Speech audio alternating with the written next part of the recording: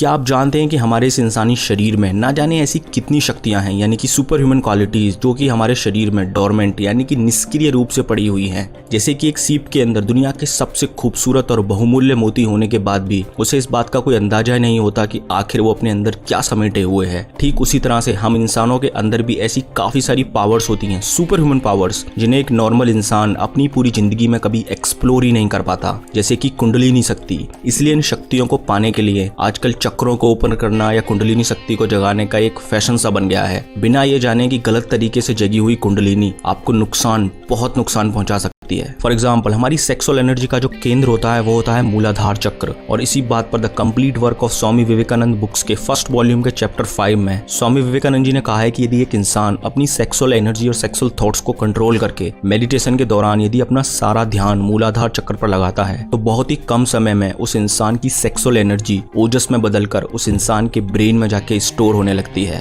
और ये सब तो आप जानते ही होंगे कि जितना ज्यादा ओजस एक इंसान के दिमाग में होता है उतना ही इंटेलिजेंट और स्पिरिचुअल वो इंसान होता है। लेकिन इसी के साथ साथ स्वामी जी ने ये भी कहा है कि सेक्सुअल एनर्जी को ओजस में केवल वो ही लोग कन्वर्ट कर सकते हैं जिनका दिमाग यानी कि ब्रेन एकदम पूरी तरह से प्योर होता है, यानी कि ऐसे लोग जो काम, क्रोध, मोह, माया इन सब से दूर होते हैं। ये देखिए, only the chaste man and women who can make ojas rise and store in the brain, that's why chastity has always been considered the highest virtue. देखो, जब मूलाधार चक्र से कुंडलिनी शक्ति ऊपर की ओर उठती है तो वो शक्ति इतनी पावरफुल होती है कि उस पावर को हैंडल करने के लिए आपका दिमाग बहुत ही पावरफुल और एकदम प्योर होना चाहिए। इम्प्योर ब्रेन कभी भी कुंडलिनी शक्ति को संभाल ही नहीं सकता। इसलिए कहा जाता है कि C is directly proportional to P। C यानी कि कॉन्सेंट्रेशन और P यानी कि प्योरिटी ऑफ माइंड, यानी कि जितना ज्यादा एक इंसान का दिमाग प्योर होगा उतना ही उस इंसान का दिमाग कॉन्सेंट्रेटेड और पावरफुल होगा। क्योंकि नेचर कभी भी एक इम्प्योर और इमोरल इंसान को किसी भी तरह की सिद्धियां और शक्तियां प्रदान कर ही नहीं सकती। अगर आपने स्वामी विवेकानंद, जगदीश चंद्र बोस, रामानुजन, निकोला टेस्ला या फिर लियोनार्डो दा विंसी के बारे में पढ़ा होगा तो आपको पता होगा कि ये सभी लोग कितने सीधे और सरल इंसान थे। अब आपने पतंजलि अष्टांग योग सूत्र के 8 रूल्स यानी कि यम, नियम, आसन, प्राणायाम, प्रत्याहार, धरना, ध्यान और समाधि के बारे में तो सुना ही होगा। तो इन्हीं रूल्स के शुरू के 2 डिसिप्लिन यानी कि यम और नियम को दिमाग और शरीर को प्योर करने के लिए ही बनाया गया है। यम यानी कि अहिंसा, नॉन वायलेंस,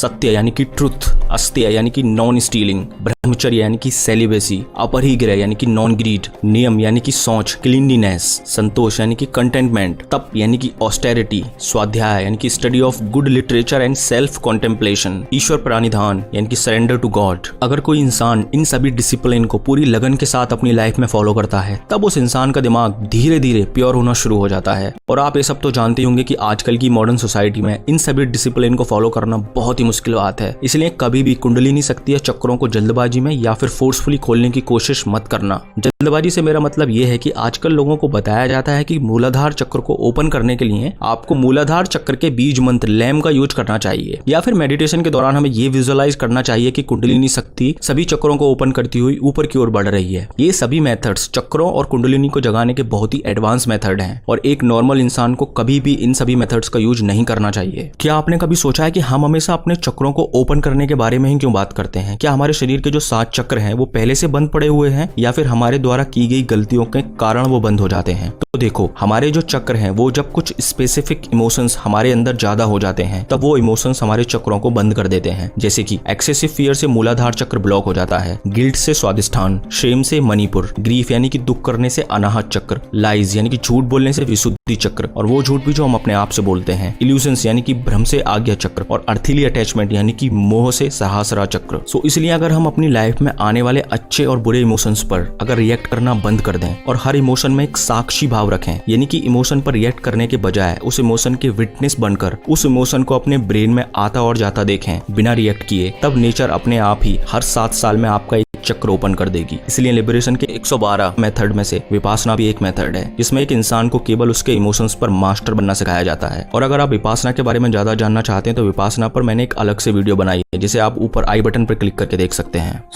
अगर आप सच में अपने चक्रों को ओपन करना चाहते हैं तो सबसे पहले आपको अपने शरीर की नाड़ियों के बारे में समझना होगा जिनके माध्यम से एनर्जी हमारे पूरे शरीर में ट्रेवल करती है। आफ्टर ऑल चक्र हमारे सूक्ष्म शरीर के एनर्जी सेंटर ही तो हैं। और ये सब तो आप जानते ही होंगे कि हमारे शरीर में एनर्जी के 3 मुख्य चैनल यानी कि नाड़ियां होती हैं जिनके माध्यम से एनर्जी हमारे शरीर में बहती है, इडा, पिंगला और बीच में सुषुम्ना, जो कि कुंडलिनी शक्ति के लिए होती है और एक ऑर्डिनरी इंसान में सुषुम्ना नाड़ी बंद होती है। इडा यानी कि फेमिनिन एनर्जी और पिंगला यानी कि मैस्कुलिन एनर्जी। अब दुनिया में ज्यादातर लोग या तो इडा यानी कि फेमिनिन एनर्जी वाले होते हैं या तो फिर पिंगला यानी कि मैस्कुलिन एनर्जी वाले होते हैं। और जिस दिन आपकी इडा और पिंगला दोनों नाड़ियां एक दूसरे के साथ बैलेंस में आ जाएंगी, उस दिन आपकी सुषुम्ना नाड़ी कुंडलिनी शक्ति को ऊपर ले जाने के लिए तैयार हो जाएगी और आपके चक्र भी धीरे धीरे ओपन होने लगेंगे। अब इडा यानी कि फेमिनिन एनर्जी और पिंगला यानी कि मैस्कुलिन एनर्जी दोनों में बैलेंस बनाने के लिए आपको सबसे पहले ये पता लगाना होगा कि आप किस एनर्जी यानी कि किस नाड़ी के इंसान हैं। तो चलिए सबसे पहले इडा नाड़ी से शुरू करते हैं। तो देखिए, यदि आपकी इडा नाड़ी यानी कि फेमिनिन एनर्जी अगर कमजोर है तो आपके अंदर इमोशंस की कमी होगी यानी कि लैक ऑफ इमोशंस। आपको किसी भी चीज को करने में कोई मजा नहीं आएगा यानी कि lack of pleasure in life. Numbness, आपके अंदर लॉजिक की कमी होगी यानी कि लैक ऑफ नॉलेज। आप हर बात पर कंफ्यूज रहोगे यानी कि एक्सट्रीम कंफ्यूजन। कहने का मतलब यह है कि इडा नाड़ी के वीक होने पर आपकी ब्रेन पावर भी बहुत वीक हो जाएगी क्योंकि इडा एनर्जी हमारे इमोशंस और थॉट्स के लिए रिस्पॉन्सिबल होती है। और अब अगर आपको अपनी कमजोर इडा एनर्जी को इंप्रूव करके बैलेंस में लाना है तो आपको करना होगा चंद्रभेदी प्राणायाम। और अब चंद्रभेदी प्राणायाम क्या है इसके बारे में मैं आपको अभी बताऊंगा, लेकिन उससे पहले ये जानते हैं कि अगर आपकी इडा एनर्जी ज्यादा एक्टिव है यानी कि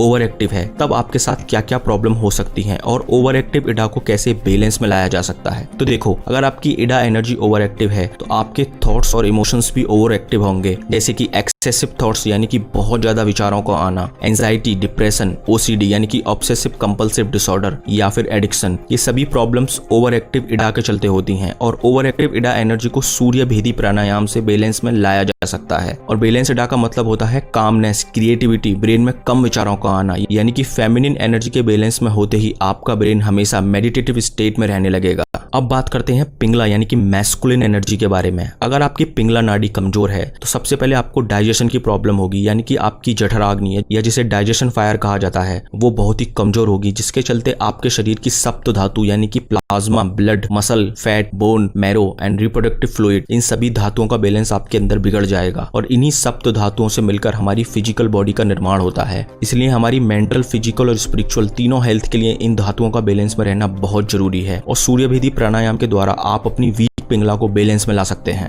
और अब अगर आपकी पिंगला यानी कि मैस्कुलिन एनर्जी ओवर एक्टिव है तो आपके अंदर meat eating tendencies, excessive sex, excessive alcohol consumption या फिर गैम्बलिंग जैसी प्रॉब्लम हो सकती हैं। आपने ऐसे बहुत से लोगों को देखा होगा जो बहुत ज्यादा ओवर कॉन्फिडेंस में रहते हैं, यानी कि वो लोग अपने आप को इस यूनिवर्स का सेंटर समझते हैं। उन्हें लगता है कि वो इस दुनिया के सबसे इंपॉर्टेंट इंसान है। ऐसी सभी प्रॉब्लम्स उन लोगों में होती है जिन लोगों की मैस्कुलिन एनर्जी बहुत ज्यादा ओवर एक्टिव होती है। और अगर आपके साथ भी ये सभी प्रॉब्लम्स हैं तो आप चंद्रभेदी प्राणायाम से अपनी ओवर एक्टिव पिंगला नाड़ी को बैलेंस में ला सकते हैं। और अगर एक बार आपकी पिंगला नाड़ी बैलेंस में आ गई तो आपके ब्रेन की इंट्यूशन पावर और इंटेलिजेंट पावर बहुत बढ़ जाएगी। पिंगला नाड़ी के बैलेंस में आने के बाद इंसान की रिटेंशन पावर बहुत बढ़ जाती है, यानी कि किसी भी चीज को याद करने के लिए आपको उसे बार बार तोते की तरह रटना नहीं पड़ेगा। एक या दो बार पढ़ो और खेल खत्म। अब मैं आपको ये बताता हूँ कि चंद्रभेदी और सूर्यभेदी प्राणायाम को कैसे किया जाता है। चंद्रभेदी प्राणायाम लगाने के लिए सबसे पहले मेडिटेशन पोस्चर में बैठकर अपने सीधे हाथ के अंगूठे से अपने राइट नोस्ट्रिल को बंद करके लेफ्ट नोस्ट्रिल से धीरे धीरे जितना लंबा हो सके सांस लें। उसके बाद उस सांस को 3 से 4 सेकंड तक अपने अंदर ही होल्ड करके रखें। उसके बाद लेफ्ट नोस्ट्रिल को बंद करके धीरे धीरे राइट नोस्ट्रिल से सांस को छोड़ दें। That's it. यानी कि चंद्रभेदी प्राणायाम में लेफ्ट नोस्ट्रिल से सांस को लेना है और राइट से छोड़ना है। और सूर्यभेदी प्राणायाम में आपको इसका उल्टा करना है, यानी कि राइट नोस्ट्रिल से सांस को लेना है और लेफ्ट से सांस को छोड़ना है। That's it. और शुरुआत में आप 4 से 5 प्राणायाम मॉर्निंग में करें और 4 से 5 प्राणायाम इवनिंग में। ऐसा नहीं करना है कि करते करते प्राणायाम की झड़ी लगा दो। और अगर ये सब आपको कॉम्प्लिकेटेड लग रहा है तो आप स्वामी विवेकानंद जी के द्वारा बताई गई एक सिंपल एक्सरसाइज कर सकते हैं, जिसे उन्होंने the complete work of Swami Vivekananda book के वॉल्यूम 1 के चैप्टर 5 में बताया है। देखो, अगर आप लोग अपनी सांसों को ऑब्जर्व करोगे, यानी कि अपनी सांसों पर ध्यान लगाओगे, तो आप में से मैक्सिमम लोगों को ये पता लगेगा कि आप जो सांस ले रहे हो उसे बहुत ही इरेगुलर तरीके से ले रहे हो। आप में से ज्यादातर लोगों की सांसें एक रिदम या यूं कहिए कि एक फ्लो में नहीं चल रही होंगी। इसलिए सांसों को एक रिदम, एक लय में लाने के लिए आपको सांस लेते समय यानी कि ब्रीद इन पर अपने मन ही मन में एक बार ओम बोलना है और एक बार सांस छोड़ते समय ओम बोलना है। That's it. ओम का बोलना इसलिए इतना जरूरी है ताकि आपका ध्यान आपकी सांसों पर लगा रहे, क्योंकि जब हम सांसों पर ध्यान लगाते हैं तब हमारे दिमाग में बहुत ज्यादा विचार आने शुरू हो जाते हैं। और अगर आप ओम का जप सांसों के साथ करोगे तो ओम आपकी सांसों के साथ एक तरीके से सिंक हो जाएगा, जिससे बहुत ही कम समय में आपकी सांसों में एक तरीके का फ्लो या एक तरीके का रिदम आ जाएगा। इस इसके अलावा स्वामी विवेकानंद जी ने यह भी बताया है कि जब हम डीप स्टडी करते हैं यानी कि पढ़ाई करते हैं या फिर किसी एक्सटर्नल ऑब्जेक्ट पर मेडिटेशन करते समय हमारे मूलाधार चक्र में धीरे धीरे एनर्जी जाने लगती है। यानी कि अगर आप डीप स्टडी यानी कि पूरे कंसंट्रेशन के साथ पढ़ते हैं तब भी आपके चक्र ओपन हो सकते हैं। ये देखिए, एज आफ्टर डीप स्टडी और meditation on external objects the part of the body where Muladhara centre is situated gets heated. तो देखा आपने, ऐसा नहीं है कि केवल घंटों मेडिटेशन में बैठने के बाद ही आपके चक्र ओपन होंगे। आप अपनी पढ़ाई के साथ साथ भी अपने चक्र को ओपन कर सकते हैं, लेकिन पढ़ाई आपको बहुत ज्यादा कंसंट्रेशन के साथ करनी होगी। अब ये सब तो आप जानते हैं कि ठंडे पानी यानी कि कोल्ड वाटर से नहाने के बहुत सारे बेनिफिट्स होते हैं, लेकिन ठंडे पानी से नहाने का जो सबसे बड़ा बेनिफिट है वो ये है कि अगर नहाते समय आप ठंडे पानी को सबसे पहले अपनी नाभि यानी कि नेवल पर डालते हो तो हमारे शरीर में पाई जाने वाली